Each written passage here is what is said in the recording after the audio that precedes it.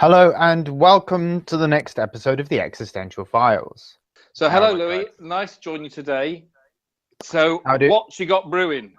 Well, again, we've been very lucky with guests recently, and we are joined by another special guest. This time we're joined by author of a couple of very interesting books, Matthew Alper, who has written The God Part of the Brain, and his new book, which is The Icarus of Brooklyn. I believe that's the title, isn't it, Matthew? Yes, just without the D. Just Icarus of Brooklyn with the subtitle, A Spiritual Quest Gone Wrong. Mm. And so I think it'd be right in saying that Matthew, you are an existential explorer like us. Would you agree with that? I would say that's a fair assessment. And Louie also likes to get existential nihilists, just so he can kind of build up his own team, because he describes himself as an existential nihilist. Well, I mean, we've had a few positive psychologists on, and I like to, bring the podcast down to my level, and let's get some miserable atheist nihilists on board. So, Matthew, I don't think it's incorrect to describe you in that kind of vein. I don't know if it would necessarily be incorrect either. I'm actually thinking, is it possible to be an existentialist and not a nihilist? Like, can one be an optimistic existentialist? I don't know. Maybe I should throw that one to Louie. I think that's more your terrain. Yes. I mean, can you be? Well, I mean, I'm an existential nihilist, and I mean, I'm not slitting my wrists. Sure. Give it time. Do I think life is because you prefer pills, right? I mean, I'm happy with the shitness of the universe, to be honest. I mean, I quite like the way this episode's going already. Let's have a go at Louie. I like this. Yeah. But you have made the point at various times, Louie. Like you said, I think maybe being existentialist per se, you can actually be an upbeat and positive, and you very much talked about this idea that once we recognise ourselves as being existential beings, then we have this power, this freedom to choose, to decide, and so on. So in actual fact, I think you have made a very good case over various times that existentialist in and of itself does not necessarily mean pessimist or one of despair and so on. That that gives options. Mm-hmm. And I mean, also going back to, we had one of our guests, Jakob, some episodes ago, again had a very different take on it and seemed particularly upbeat with it. So I guess that there's space there to be existentialist and very much be potentially positive. But again, whilst you might not be describing yourself as slitting your wrists, I think by and large you do describe yourself as existence as being one which is filled with challenge, despair, looking at the abyss stares back. You don't necessarily see the universe as an overtly positive place. Right. Well, I since I've got you guys on here, I can't Google Wikipedia's definition of existential at the moment, but I think I was under the assumption that it sort of leaned towards, man's awareness of his own inevitable demise. Like, we are being aware of our own existence means being aware of our own inevitable non-existence, which is hard to kind of weave into a happy thought, I suppose. I mean, again, I'm not here slitting my wrists either, and I've kind of embraced the shittiness of reality as well, because it's kind of trying to make, turn lemons into lemonade kind of deal. What other choice do we have other than to jump? I guess we could turn back to the whole, Camus myth of Sisyphus. Should we, keep rolling the rock or let it roll over us and end the whole thing once and for all? But I was under, again, the assumption that existential kind of implies this sort of morose awareness that humans have that no other creature, or at least terrestrial creature does, which is that, there's no meaning, there's no ultimate purpose, we're ultimately, waiting to become, ashes to ashes. And again, it's hard to weave that, to spin that into a happy thought. So I always thought existentialism sort of implies a certain degree of nihilism, but I could be mistaken. No, and I think you're right, Matthew. I mean, I believe there are not every existentialist, my understanding is an atheist, for example, but I would say generally speaking, they're the people that I know that I'm attracted to. Not sexually, Matthew. You can keep your thoughts. That's okay. I'm a continent away. I feel safe. Sorry, I was referring to Matt, but there you go. This is going to be very confusing. This is what we said before we came on there. Yes, You said, okay. You've got to get your own rule. You're going to call me Matt. Okay. But given you have touched upon the notion of atheism, then, and given the two books that you've mentioned of Matthew's, then that we can maybe touch upon. So one of them then being the God part of the brain. So again, Louie's often the person in this who goes to the effort of reading the books. I stand completely naive to say, well, I haven't read the book, but it sounds like absolutely taken by this possibility. There is something about us being hardwired to invoke the notion of a God, even if there's no evidence for it. If I could just before you answer that, Matthew. I mean, the thing is, it seems to me that your, Icarus of Brooklyn is the story of your life. It's an autobiography, and I think, in fact, the God part of the brain kind of begins when you've already, you've got to this point in your life where, you've gone through a lot of the stuff in the Icarus of Brooklyn, and in a way, I almost feel like we should cover that ground first. Age 5, you were working out that people were liars, or people were not necessarily always telling the truth. Before we talk about, kind of the later stuff, which is more about, why we might believe in God. I mean, are you all right with that, Matt? Sure. We could take it either direction. I mean, I wrote Icarus came after God part, but it was written as a prequel because ultimately people, when I'm interviewed and such, people ask, well, why did you write this book? It's not like you went to seminary school. It's not like you have a PhD in theology. I kind of came out of left field with this book, so people were curious where it came from. And I thought I had an interesting enough backstory that I decided to sort of write this prequel memoir that sort of, the things that happened in my earlier life that led me towards eventually coming up with this conclusion, which led to the God part of the brain, which is really, I consider, my primary work. Icarus was sort of like a prequel memoir to sort of give a little context to God part. So let's focus on Icarus then. So that's telling us how you've got to where you are now. So again, as the non-reader, and I'm saying that in general terms as well as specifically here, what are the key bits then that get to the point where, in some ways, then the title of the book, why Icarus? Why are you aligning yourself or using the metaphor of Icarus to describe your own journey? Sure, that's as good a question as any. Well, ultimately, it's I break it into 3 parts, the book: childhood, adolescence, adulthood, but it really only goes up to like age 20.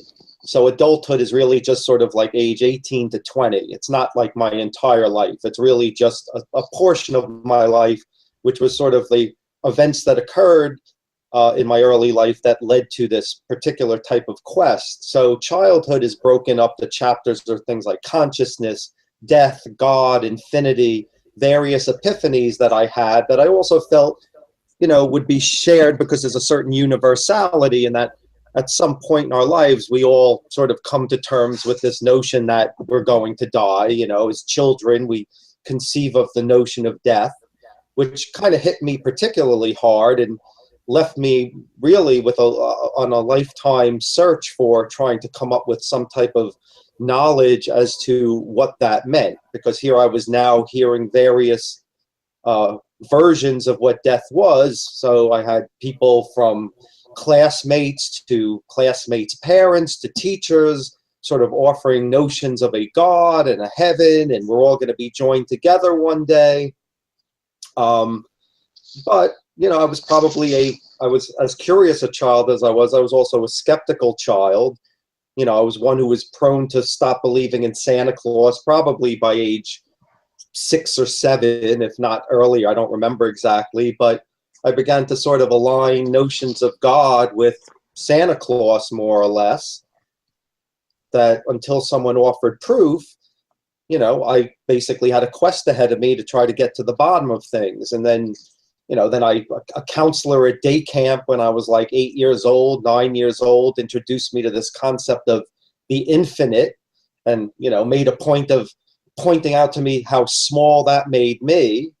So suddenly I had a little bit of a, you know, perspective of myself as this tiny speck in this very large universe, and suddenly was, you know, needed to figure out, like, you know, where I fit in the universe. Was there a point to my existence? And, you know, again, the book goes on into adolescence. The questions start to become a little bit more mature. You know, I start to read a little more philosophy, more science. I start to experiment with drugs, seeing if perhaps, you know, people like Carlos Castaneda or the Aztecs or whoever were, you know, onto something in taking psychedelics to reach some state of transcendence. And that's where the Icarus comes in, because ultimately in my exploration with drugs, I ended up having a bad LSD trip on 5 hits of microdot LSD. So, you know, sort of the metaphor of Icarus, who was warned by his father, you know, don't use your wings to fly too close to the sun or you'll get burned. And Icarus was curious, having had wings, he thought maybe I'll fly high enough and get a glimpse into the heavens. He wanted to peek upon the gods, and for his hubris, the gods punished him by his wings caught fire and he fell to earth and became a cripple. So after my bad LSD experience, more or less, you know, I'd fallen to earth and was a cripple for the time being. I spent a year pretty much in a fetal position, you know, in the corner of a room rocking until I was finally institutionalized. And it was really just by a series of sort of fortunate events that I pulled myself out of that hole. Really, the one that stands out the most was I was channel surfing and I saw some, you know, public television broadcast of called The Human Mind, and they happened to be interviewing the person who was like really the leading American psychiatrist in psychopharmacology at the time. This was like the early 80s, sort of before they really had meds or understood sort of the neuroscience of the mind at that point. And I saw this guy talking and I was like, he's the first person I've heard speak who I feel might be able to help me. And my father drove me out to Washington to see this guy. And it was as a result of that I was finally put on medications that got me back on my feet and allowed me to live my life again. So ergo, that's why the Icarus of Brooklyn, a spiritual quest gone wrong. So and that's really helpful, because that's giving me a really good summary of some of the key elements. And what I'm taken by, first of all, there. So you say the bad LSD trip. Was that the only LSD trip? Would there be others, or was that the one time you taken, that's what you experienced, or was that kind of final one after a series of others?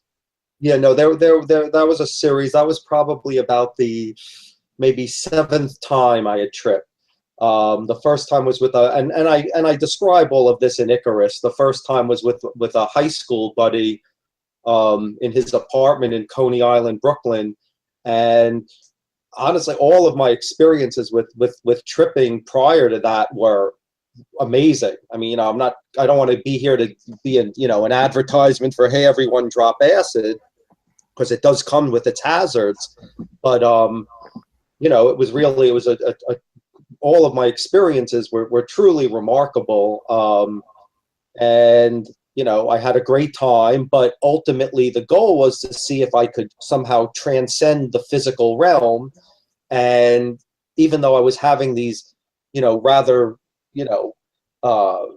incredible experiences that sort of removed me from my normal state of consciousness, I was not convinced, nevertheless, that I had somehow transcended and, went through the looking glass into some alternate realm.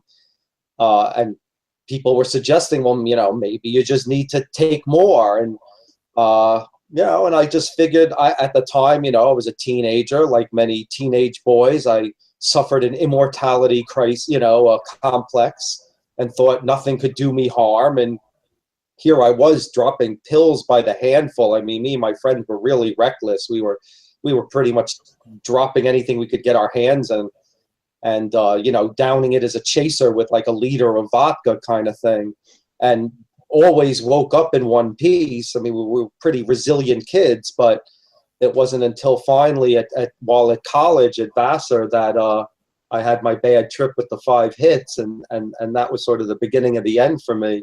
So, you know, since then, you know, if I could continue to explore LSD, not as a means to transcend, but really just for the recreational purpose, I probably would. But, you know, after the experience I had, I'm not going to touch that stuff at all. I mean, I do smoke weed, which is a much milder version of a psychedelic, and I do get a lot of you know, pleasure, enjoyment from that, both for my creative you know, endeavors. I mean, I would say probably 4/5 of God Part and Icarus were probably written stone, so it really is a creative muse for me.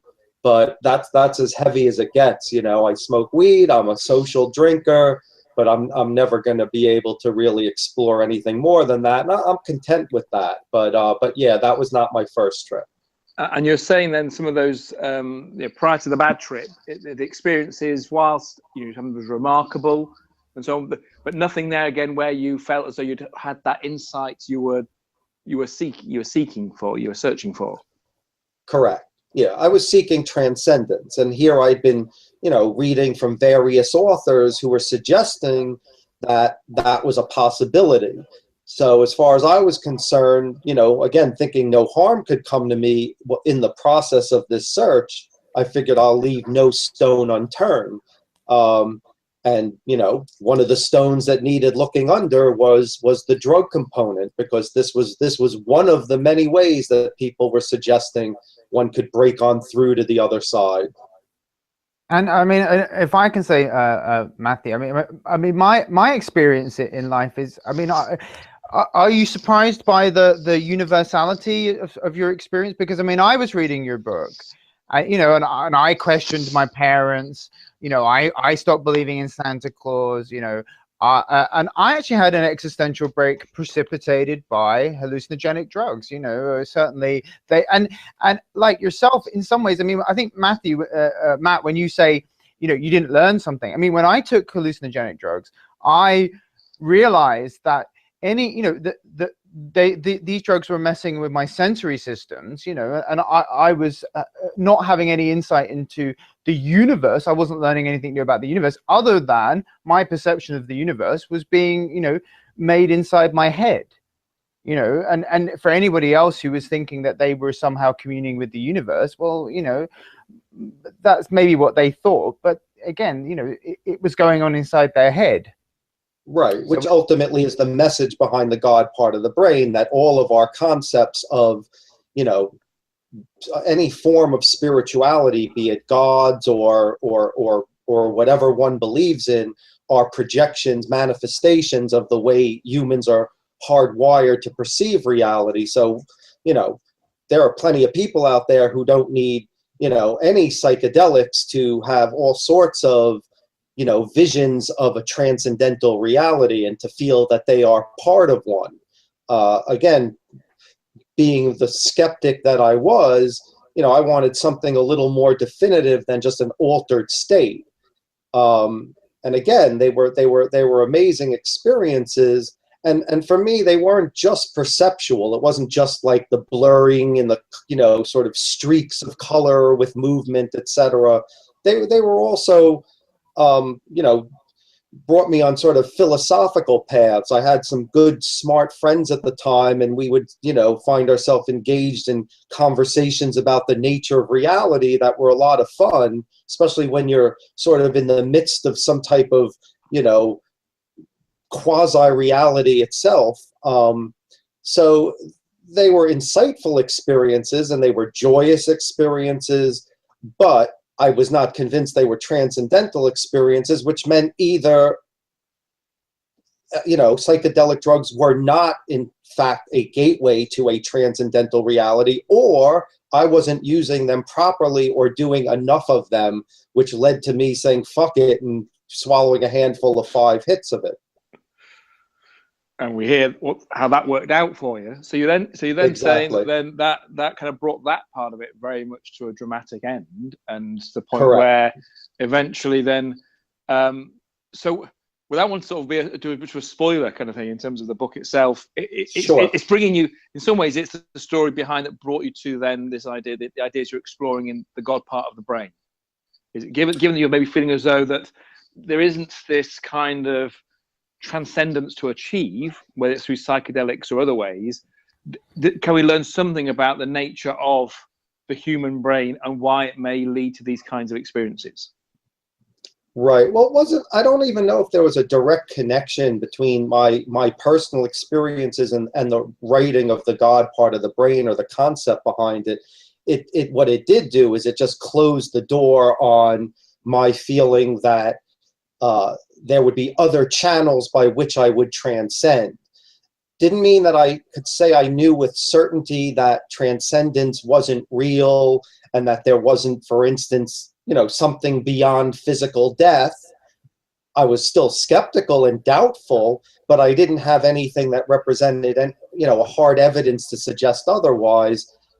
But I wasn't done necessarily with the quest itself. It was just that now it was just going to come down to, rather than exploring my own personal perceptions and seeing if I could use myself as a guinea pig to break on through to some other realm, I began to rely on basically the hard sciences. So I thought, all right, now it's just time. And I had been investigating science since I was a kid, looking for answers. And I just figured, like, you know what, it's probably one of these unanswerables, and I might have to just accept that fact. But, I still have a life ahead of me, and there's still books yet to be read, so I might as well keep inquiring. Worst case scenario, I won't learn anything except a boatload of science, and that's okay because I like that anyway. So I began searching, reading everything from, molecular biology, like looking through the microscope for an answer, and then looking out to cosmology, looking through the telescope, and figuring maybe through one of these lenses God would appear. And ultimately, it wasn't until, with the help of the science of sociobiology, founded by Edward O. Wilson, sort of this notion that any cognitive trait that's universal to any species must have a genetic precursor. So, for instance, the fact that all cats meow, or beavers build dams, or honeybees build hexagonal-shaped honeycombs, or in the case of humans, that we all have language, that none of these are accidents, that these are inherited instincts, that they're wired into the creature, which would mean that somewhere in that creature, there's a specific region in the brain, a specific series of synapses that generates that particular impulse or behavior. So, for instance, with cats, we could say in all cats' brains, there's a very specific part that we could call the meow part of its brain, the part that generates that particular behavior. If a cat were to incur damage to that part, then it would lose its capacity. Just like with humans have this capacity for language. It's a universal. It exists in every culture. And now with the help of neuroscience, we know that there's like the Wernicke's area, the Broca's area, the angular gyrus, various parts that are specifically tied to our linguistic abilities that, if again damaged, we will suffer what's called an aphasia, some harm to that particular capacity. So that was really the first clue. And when I applied that to the fact that every human culture, no matter how isolated, has believed in some form of a spiritual realm, that was really the epiphany that gave birth to the God part of the brain. And the title then suggests a specific part of the brain. Correct. Well, again, with all behavior originates in our organ, the brain, which would suggest that, again, the brain isn't just sort of this amorphous sponge. It's basically, as we now know through the cognitive sciences, it's sort of made up of these various compartments, each being responsible for some specific aspect of consciousness. So again, yes, suggesting that there are specific, and I use it lightly as in the God part, like there's one little part, like a P in there in our brain that all of our religious ideas emanate from. And it's obviously not quite that simple. It's a nexus of elements. And even in the book, I break our own capacity into two separate instincts, into spirituality and to religiosity. So religiosity being the instinct to want to be part of a group that, it involves our spiritual beliefs. It gives us our norms and our rituals and gives us a sense of belonging to some group. Whereas spirituality, the spiritual experience, is more experiential. It's something we feel. It's described. There are descriptors that are universal in every culture. When we meditate or pray, this feeling of a loss of normal ego boundaries, a feeling of loss of time and space, a sense of tranquility, of ecstasy, of bliss. It's a more experiential thing. And, now with the use of like MRIs, they're now finding that, regardless of what God you're praying to, those feelings are all emanating from the same parts of the brain. So for instance, one of the universal descriptors in a spiritual experience is a sense of tranquility, euphoria, bliss. When we meditate or pray, our brain's amygdala, which is responsible for generating fear and anxiety, gets a decreased blood flow. So that behavior actually inhibits the blood flow to that part of the brain that gives us our sense of anxiety and fear. Ergo, we're overcome with a feeling of tranquility and bliss. So I then go into write about sort of the evolutionary advantages behind these mechanisms in the brain and what their purpose is, etc. But so ultimately, that was, sort of where Icarus leaves off, and God part sort of goes in its own direction, sort of taking this more scientific approach to why this phenomena that's universal to our species, that we have this tendency to believe in a transcendental reality and somehow feel that we're a part of one. And I'm assuming then this is also, you're talking about the kind of species in terms of humans. Then must Correct. be elements of the human brain that aren't there in other animal brains, other species brains, assuming that others don't have, non-humans. And I'm sure Louie might have something to say, but there's nothing in their brains to suggest then. That's why we don't see any evidence, or how would we? Not sure what it would look like.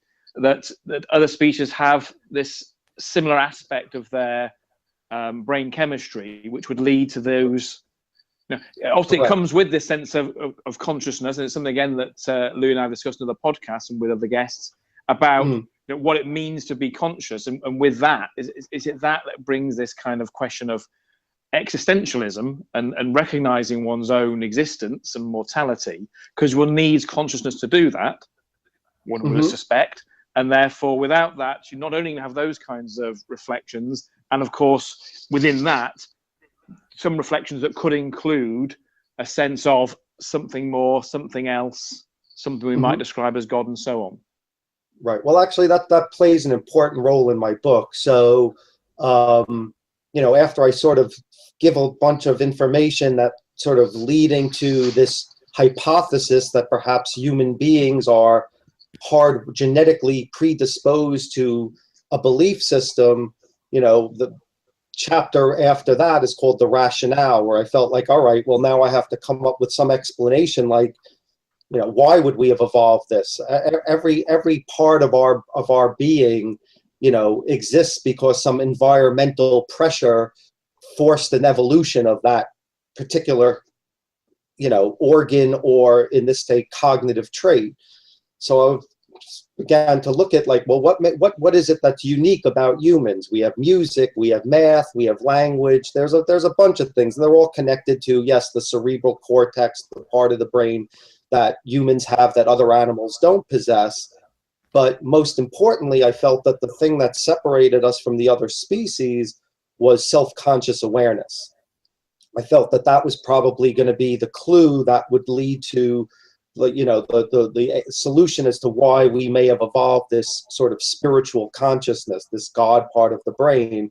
And sort of as you were just saying, a lot of what I write about is, well, I talk about how, humans possess self-conscious awareness. It's unique to us. We have parts of the brain from which this generated, this capacity to recognize our own reflection, parts of the brain that enable us, like the hippocampus, for autobiographical memory, so we can have this whole narrative of who we are to build upon, to have this sense of self. Other animals don't have it. Now, what I write about is that this self-conscious awareness, you know, though it evolved in us and made us the most powerful species on Earth, and the reason for that is it empowered us with the capacity for self-modification. So unlike any other species, for instance, let's say another ice age comes, whereas every other species on Earth will have to passively sit back and wait for however many millions of years to, let's say, develop a thicker coat of fur, humans can say, I am cold, and we then therefore we also have the wherewithal, the digits, etc., to sew ourselves a coat of fur. So within an hour of time, we have just done what it will take every other animal millions of years of genetic selection. And so this power of self-modification is what's basically enabled us to, you know, recreate the world and apparently enable us to dominate it in every shape and form. So it was an important sort of adaptation to occur, except on the flip side, it made us the existential animal. In knowing that we exist, we became aware of the possibility that one day we won't. And not just the possibility, but it's in our face. We see death. You know, we have to bury the dead. We see our family members get sick with disease and die. So we're well aware that it's inevitable. And since we have self-conscious awareness, we kind of put two and two together and we realize it's inevitable for ourselves. Ergo, you know, the existential, dilemma that humans have to live with that other animals don't. So even though self-conscious awareness, again, made us the most powerful species on Earth, it enabled us, and speaking of transcendence, to actually transcend the process of natural selection. We will never evolve. We don't need to. There's no environment that will force a change in our species, because there's no environment that we can't change ourselves to meet, the needs of first. If we look up to the sky and say, hey, it'd be nice to fly, we don't have to sit back and wait a million years to grow wings. Not that that would probably ever happen anyway, but nevertheless, we can build ourselves a pair. We can, if we decide it would be to our advantage to explore the seas, we can build a submarine. We can at this point send people to other planets. So we're done evolving. Natural we represent the end, I believe, of natural selection, again, because of this capacity for self-modification we have. But again, now, I was going to say, I mean, so I've been fairly quiet, and I must admit, Matthew, that I agree with. I would say I agree with a good 90% of what you say. Okay. But, I must admit, I mean, I'm for me, evolution is almost the most important, piece of understanding we know, because it explains why we're here, and we talk about physics and why the universe is here. The universe doesn't give a fuck about planet Earth. The universe doesn't give a fuck about this solar system. Why we're here is Darwin's great explanation. But I agree with you that essentially we've decoupled from evolution. We selectively we artificially selected ourselves, we domesticated ourselves, and now we're not really at the mercy of evolution anymore. But I do get the I must admit, I get the impression that you are very, for you, biology is very important. And I'm and I must admit, I was kind of well, it does keep me alive. So yes, it is. Biology is important. Yeah, and I'm the first to say that I don't think that you can you cannot extract human being from the ape. For me, that you cannot have a human without the ape. So again, I wouldn't ever say that the two are distinct. But I do, I am a skeptic, for example, of the medical model of the mind. And in terms of this, for me personally, the existential being, and this idea of there being a God part of the brain. I mean, again, I'm a bit skeptical, really, because for me, priesthood is a con. What the priesthood has learned is the age-old Wizard of Oz. If you tell people that they're going to survive death, then they do what you say. They give you your money and whatever. And I'm not sure that evolution, we need to I mean, I agree with you on the other hand that, we're biologically predisposed to group up and, and it's part of, we're a gregarious species and all that. But again, I think am I wrong in thinking that for you biology it's almost like we don't have a choice? Well, I could say, I don't believe we have a choice, in that I don't believe in free will. For one, that's a whole other conversation. But in defense of this notion of a God part of the brain, there's and it's all in the book, but there's a heap of evidence to suggest that there are parts of the brain at this point that generate these perceptions that compel us to believe in some form of a transcendental reality, that compel us to worship various deities, etc. So you've got everything from the exploration of, why certain cultures have used certain plants to induce a religious experience. What's the neurochemistry involved? You've got studies on people called temporal lobe epileptics who, during their seizures, have these religious experiences and tend to be hyper-religious people in general, and point to parts of the brain that seem to generate this religious tendency. You've got genetic studies, twin studies that have been done. For instance, they did a study of 40,000 sets of twins. Half of them were identical twins, half of them were fraternal twins, and they were all twins that were separated at birth.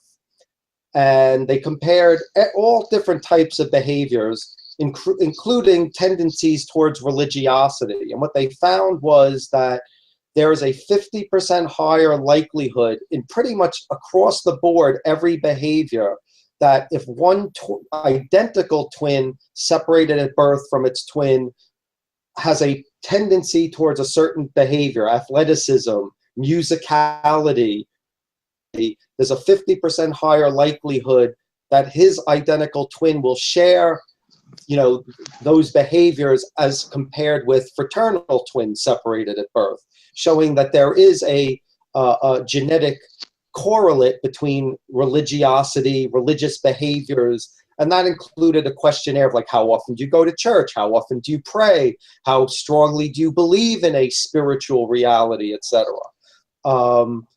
Then there's tons of evidence being done with MRIs. They've been doing research on the nature of near-death experiences. What's the neurochemistry involved? Why is, again, and these are all universal experiences.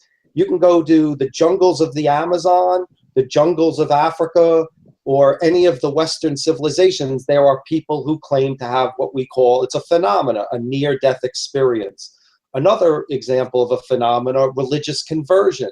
Go anywhere on the planet, and troubled people between ages of like 14 and 21 will have these religious conversions where suddenly they give up their, what was their normal personality and take on this religious persona. And again, it's a phenomena that exists around the world. And they always follow certain rules. So that, like, generally 85% of the time, these are people who suffered some type of childhood trauma. Either they were abused or neglected or molested, etc. People who, for some reason, their psyche, as they reached adulthood, couldn't make that turn to self-development and basically fell back on some type of a religious identity. So there are all of these. I mean, again, the book is full of chapters, which is full of information and scientific research that all points to the notion that there are parts of the brain that are generating these experiences and determining why humans as a species are prone to these perceptions of believing in some type of a spiritual realm. And I mean, Mhm. and I agree with you. That there is predisposition, there is evolutionary heritage. Again, 100%. I mean, biology predisposes, and especially in the other animals, they are just automatons, doing what their ancestors did. And I totally agree with you there. I mean, I think from my perspective, I think we're automatons too. Like I said, that's another conversation. But no, I mean, that's interesting. Well, if I say that my perspective is that biology can set, or evolution can set the chessboard, but we can choose to play the game however we want. I mean, again, so you don't have a much. I mean, that is, I guess, my existentialism. Biology says, there's a rook there and there's a knight there, but I can actually choose to play the game however I want, and I can play checkers if I want to. And biology it can't actually dictate the rules. It can set up the board. And I mean, right. so you're more saying that the game we're playing is chess, whether we call it checkers or not. Right. Not only is the game we're playing chess, but while you're believing that you're moving your bishop because you felt like it, you're moving your bishop because you couldn't do anything other, no differently than like when some species of bird jumps 45-degree angle and then a 62-degree angle in the midst of its mating ritual. That all of our behaviors are pretty much the same thing, that we are complete automatons. And the reason I believe that is because, and again, I believe sort of in a similar vein that I believe that humans have this compulsion to feel that we are transcendent creatures. I think we also have this inherent compulsion built into us to believe that we are free-thinking creatures, which I think is an equally delusional. And my own reasoning behind that is, so basically there are two factors involved with choice. We're born into this world. Basically, we're born into the world as a biological entity. We're born with a brain that gives us all of these options to behave in certain ways, but we didn't decide. So our brain is kind of like the hardware we were born with. So it's kind of like when I buy my computer had no say in what hardware was installed inside of it. And experience is the software. So I equally, I was born into a biological being. I didn't decide if I had no say in whether I was going to be born, with some kind of defect, with, blind, tall, short, white, black. And then there's the environmental aspect. I had no say in whether I was going to be born, in this century, in this place, or in the 5th century BC in the jungles of Africa. Again, given the panoply of possibilities of what I could have been born just as a biological being, and then again the environmental factor. And as we know, all of these things play critical roles in who and what we are. So the decisions I'm making here today would not be the same if I were born as a pygmy in 3rd century BC in northern Africa, to, let's say, even within that community of pygmies, I could have been, one of the less fortunate ones who was born to alcoholic, abusive parents. So again, all of these things are going to shape me and leave me with a very particular set of decisions that I can make within the format that I was given. So again, I believe that no more than the PC that we're talking through right now had any say in the hardware that it was created with, and as well as the software that then I chose to install within it.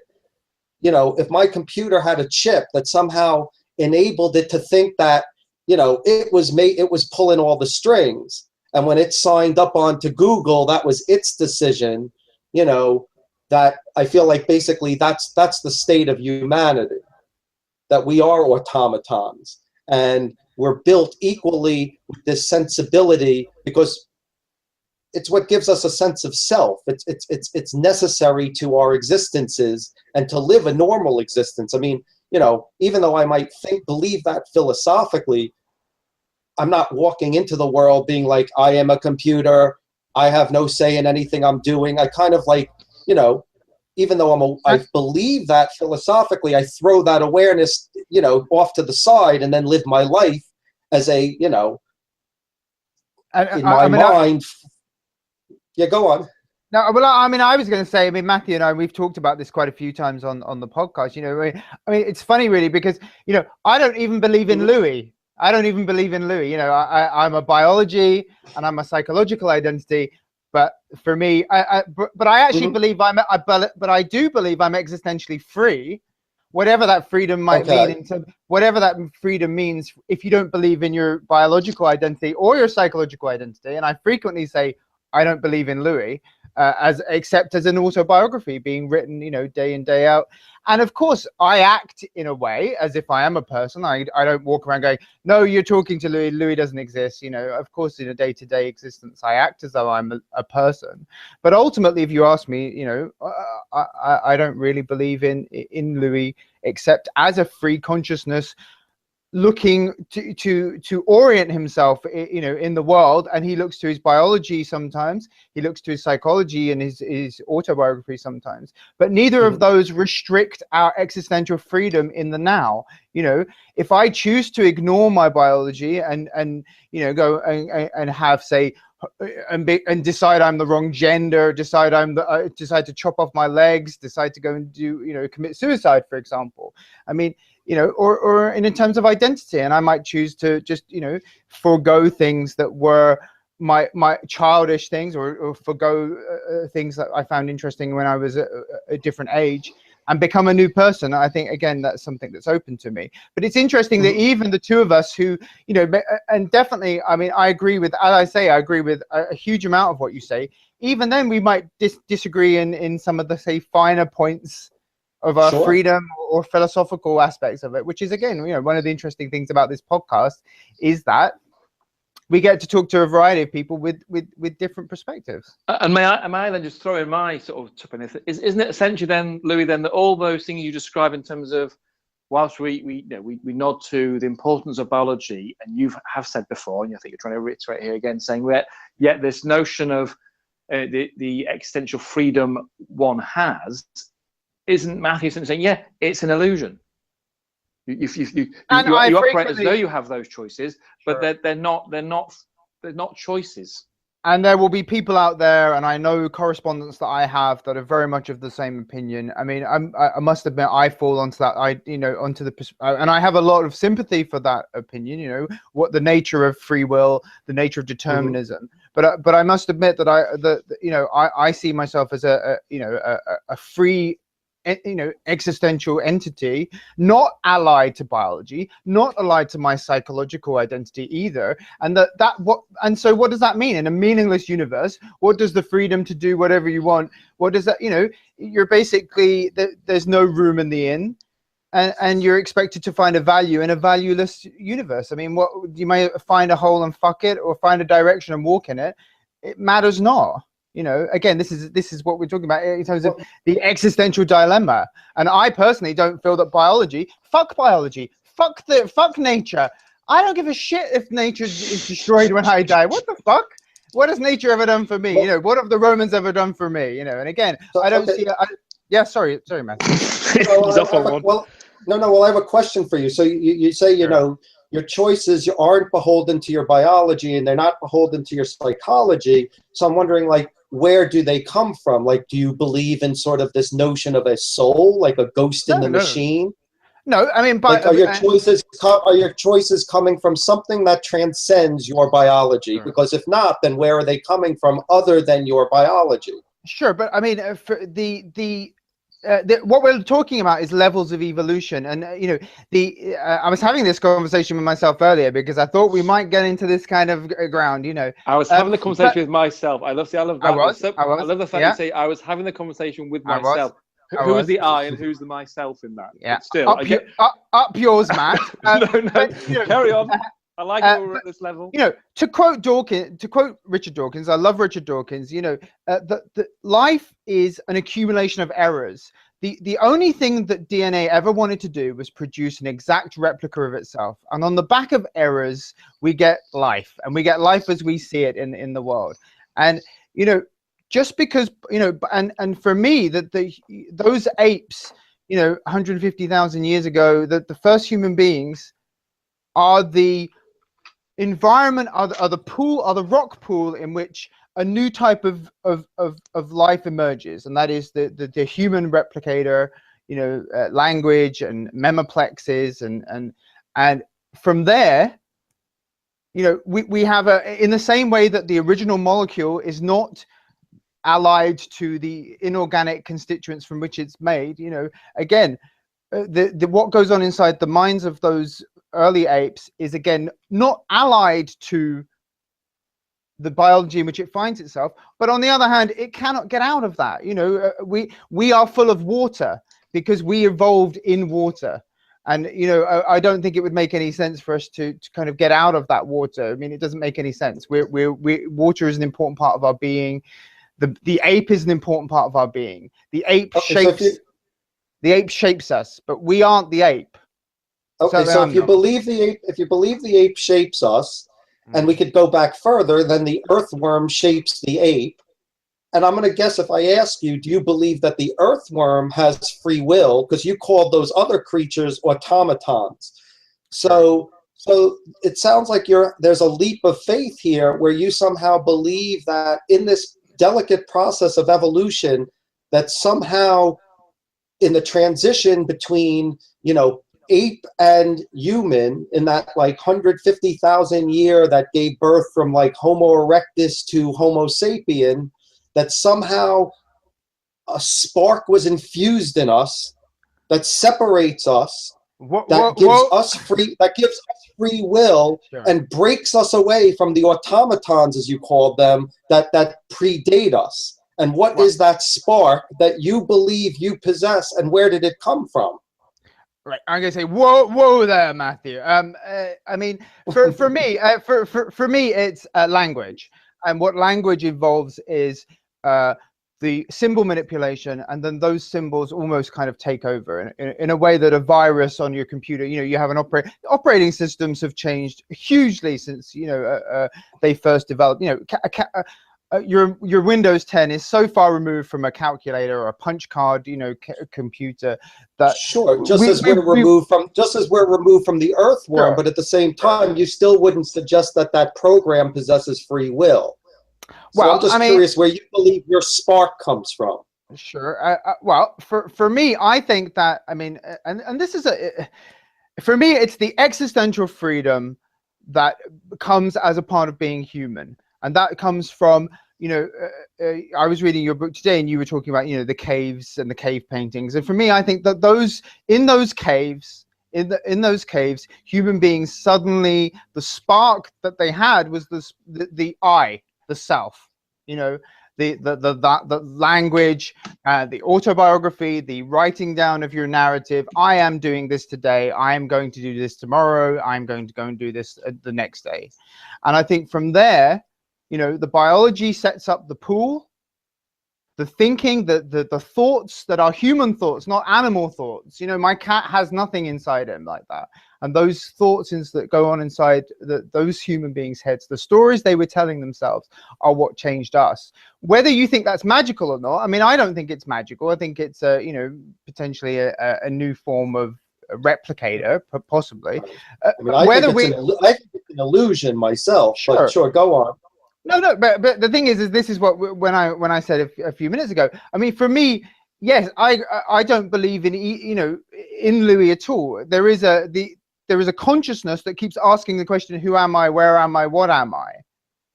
And what's the illusion for me, or the delusion, is saying that you're Louie. That's the psychological identity is a illusion. Mm-hmm. Because there's no more a constraint to what I do in the future. You know, that my past can't tell me what to do in the future. And again, the biology is, of course, the machine in which we find ourselves. But again, as I say, for me, it's not a constraint. Biology restricts you. It does say you can't, you know, I can't start breathing nitrogen or, you know, different mixtures of gas just because I want to. I'm constrained by biology. But on the other hand, again, I don't see biology as an ally. It constrains me, and, you know, it reflects my evolutionary heritage. I mean, because we have had the discussion before, and that's why it's, you know, it's useful for us to kind of come back to these ideas that we've touched upon at various times. So to me, again, is it, you know, is it the kind of, it's the consciousness thing again, it's the self-awareness that Matthew was referring to.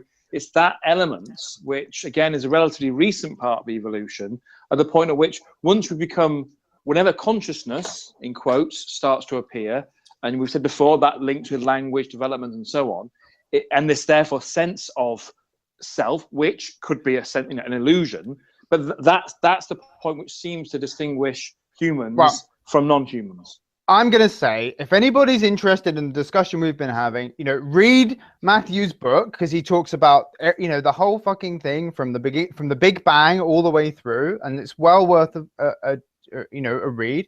And if you're interested in my opinion, you know, go to my blog and read my stuff.